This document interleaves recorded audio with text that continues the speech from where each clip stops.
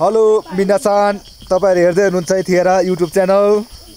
तपाईहरुलाई युट्युब च्यानलमा स्वागत गर्न चाहन्छु। नमस्ते। होप तपाईहरु सन्चै हुनुहुन्छ होला, म पनि सन्चै छु त।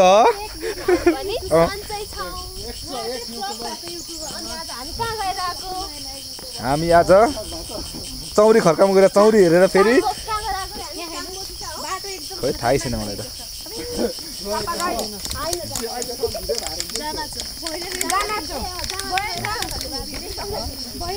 हामी पुरा हैन गुम्बामा गएर दर्शन गरेर ढोगेर फेरि फेरि घरतिर फर्किँदै गरेको अवस्था हो भने यता हाम्रो हुनुहुन्छ ब्युटिफुल स्यान्से ओह्रालो उकालो छ। तपाईहरुको पनि शनिबार रमाइलो बनाउन चाहनुहुन्छ भने आउँदो शनिबार आउनु होला।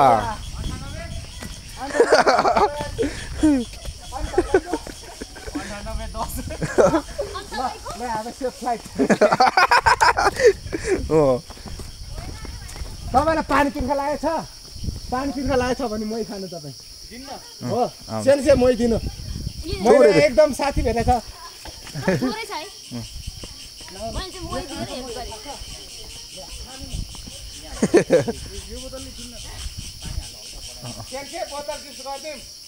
हुन्छ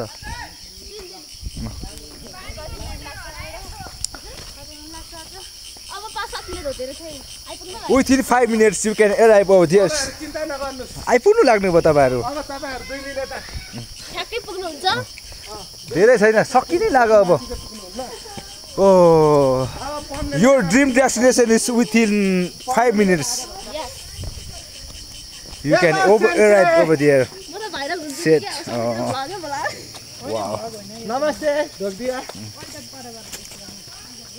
तर रमाइलो छ नि जंगल।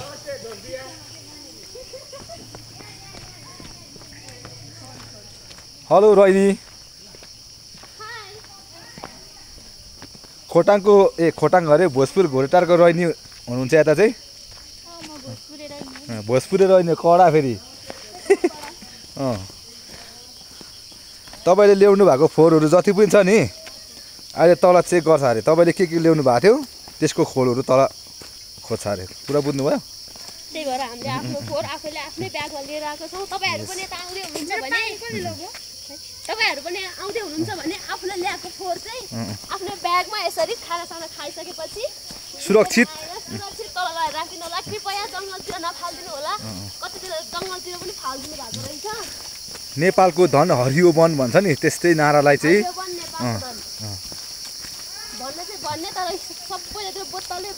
बोतलै बोतल जङ्गलभरि पत्कारे पत्कार। ओ सेट। हजुर भन्नुस्, जनता जान्न चाहन्छन्।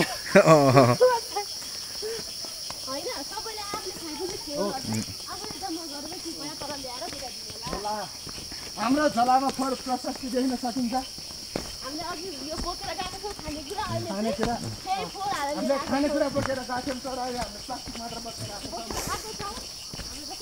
तपाईहरु जो कोही फोहोरहरू चाहिँ माथि नफाल्नु होला। कृपया तल आर्मीले चेक गरेर गाली गर्नुहुनेछ। अस्तिको शनिबार चाहिँ धेरै फोहोर भएर आज चाहिँ धेरै स्ट्रिक्ट छ भनेर जानकारी आएको छ भने हाम्रो यता रोहिणी एकदम फोहोर बोकेर आउँदै हुनुहुन्छ। झन् घचेक घचेक भएर हिँड्नु सक्दैन। म त एकैचोटि 3 स्टेप गरेर कुदे हो कि अस्ति पनि आधा घन्टा। Wow beautiful.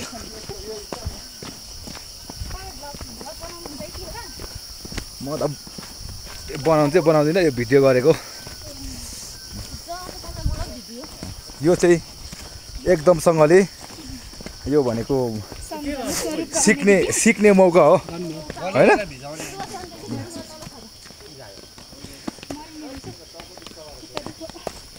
ओके। यस्तो त गाउँघरमा घाँस दाउरा गर्दाखेरि म कति हिँडेँ गाइस।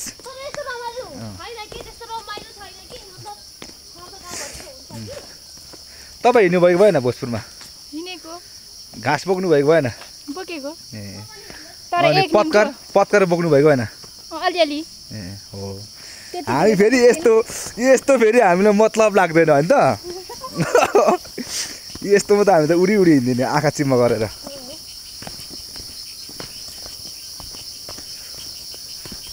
ओ हो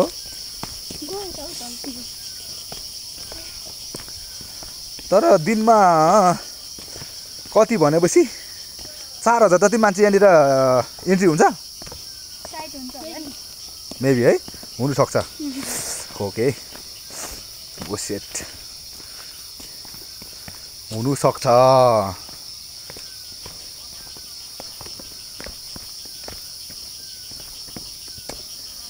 तर बाटो चाहिँ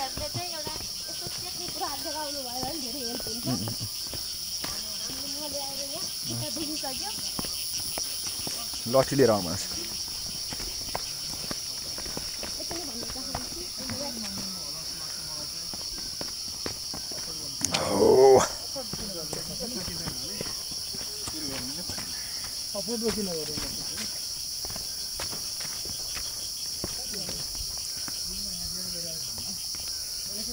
जङ्गलै जङ्गल अब चाहिँ लगभग हामी पोल्युसन भएकोतिर आइपुग्नु लाग्यो यो चाहिँ मस्ट पोल्युसन भनेको प्रदूषण चाहिँ धेरै भएको एरिया हो यो चाहिँ खासमा डम्पिङ साइडको माथि डाँडामा पर्छ तर टुप्पीमा चाहिँ एकदम सफा क्लियर छ पाइन्छ होला तर मुनि मुनि गएपछि त यस्तो आँखा पोल्छ काठमाडौँमा यतिखेर तपाईँहरू हुनुहुन्छ भने कृपया घरबाट बाहिर अनावश्यक काममा ननिस्किनु होला आवश्यक परे खण्डमा चस्मा मास्क प्रोटेक्टेबल भएर मात्रै निस्किनु होला बाहिर भन्न चाहन्छु म एकदम फेरि सबैको धर्म चाहने मान्छे हो फेरि पासाङ शेर्पा भनेको चाहिँ त्यस्तो मान्छे हो कि होइन हुनसक्छ तर मैले चिने छैन भर्खरै भर्खर ट्रेकिङमा भेट भएको मास्क विदाउट मास्क यस विदाउट ग्लास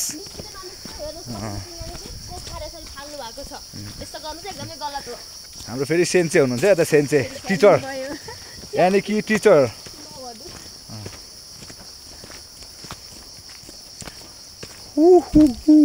तर रुख चाहिँ यो के को रुख हो सबै हाम्रो त पाउँदैन यस्तो खालको रुख त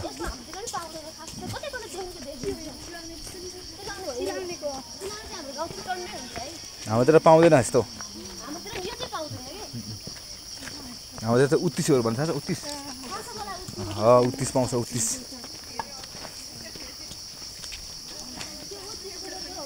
लक्कडी लान्छ लक्कडी लगिरहेछ त्यतातिर अहिले तपाईँहरू त लक्कडी चलिरहेछ लक्कडी भनेको यस्तो हुन्छ नि त्यो गोलो गोलो गाडीमा लाँदैन ए त्यो काट काटेर मिलमा लान्छ त त्यो के बनाउनलाई नि त्यो त त्यस्तो चलाइरहेको देखेको थिएँ अस्ति यो प्लाईको लागि लान्छ हाम्रोतिर लेकतिर चाहिँ लानुहुन्छ हाम्रोतिर चाहिँ तर हामी आज टोटल 13-14 जना आएको 14 जनामा हामी कतिजना 3 जना मात्रै छौँ यहाँनिर